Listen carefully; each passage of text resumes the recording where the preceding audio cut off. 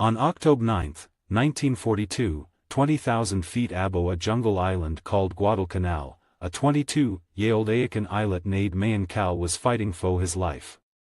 He was flying a Guan F-4F Wildcat, a stubby, K-based fight, and he was being hunted. His Ine was a Mitsubishi A6M0, a lane so light, so agile, it felt like it was for the future. It could turn inside the Wildcat's ADS twice Onui. It could clib like a rocket. For the Astye, the Zio had been a ghost, a Hanto that owned the skies fo peel habo to the Philippines. Mayan Cal was an ace, but right now he was just eat. The Zio was on his tail. He ushed his Wildcat into a die. The Ayican lane gained seed, but the Zio stayed with high. He ald had, it.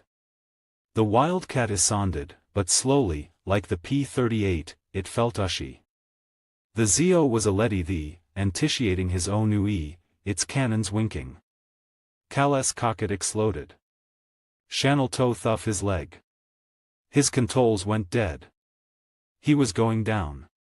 He managed to bail out, landing in the shake-infested weights, sad only by a Ayacle. This was the reality of the AIY in the Pacific. This was Guadalcanal. But just weeks late, another far boy fo South Dakota would clib into the say sky and change everything. It wasn't a wa. It was a eat jinda. A lace we Ayican islets we being fed one by one into the teeth of the Janese wa sheen. The Ayican called the islets the cactus ai fos.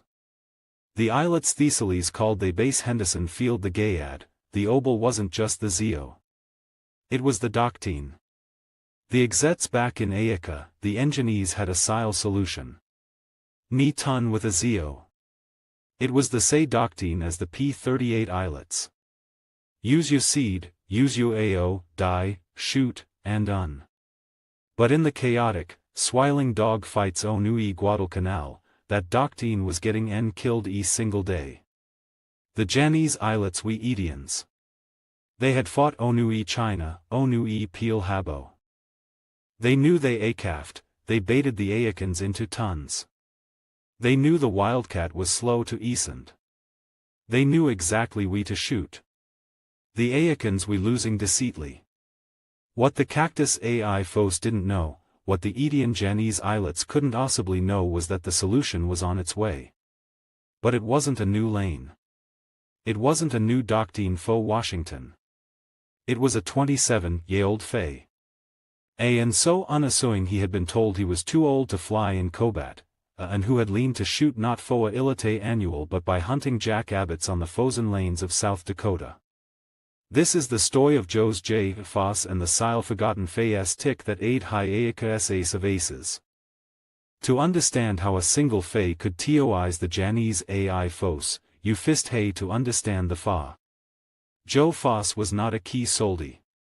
He was born in 1915 on a Eote unelectrified farm in Sioux Falls, South Dakota. His childhood wasn't sent in classes. It was sent in the dit, in the cold, and in the wind. This was the Dade Isis Goliath story, just like Sio he. But Foss's Goliath wasn't just the Ine. It was life itself. The Geet Dieschen hit South Dakota like an Adderley Bage. The land died Euro. The Coes failed. The Faley had nothing. Foss's Tsisu, that finished Git, was built for necessity. He and his faith would hunt to at food on the table. And this is where the ceased artification begins. When a 12-year-old Joe Foss hunted Jack Abbots, he didn't hay a sco. He had an old shotgun. And one you'll foe his faith. Don't waste shells. A Jack Abbott doesn't in a state line. It wheeze. It dats. It eases. To hit it, you couldn't AI at it. You had to AI where it was going to be. It's called deflection shooting. While other kids we leaning ath, Foss was calculating lead, windage, and seed in his head in a fraction of a second. He wasn't just a good shot. He was a Idato. He understood the science of hitting a owing target. This was his iron sight. This was his ENOY. It was a si that Ilite annuals couldn't teach. But Foss didn't want to hunt abbots. He wanted to fly. In 1933, his faith took High to an AI show. He saw a Maine Coast squadron flying bylanes. He was 18 and he was hooked. He told his faith, "That's what I going to do." The ath was iosable, he was a Ro'o Fa kid. He had no education. When his faith was tragically killed by a downed O-line, Joe at 19 had to do out of school to on the Fa. He was Tade, but he had that sisu. He woke the Fa by day and took night classes. It took High 6 years to get enough credits to ent college. He woked his way thuff washing dishes to get a ILATES license. When Peel Habo was attacked, Joe Foss was 26 years old, he aced to enlist in the Navy to be a pilot. He was ejected.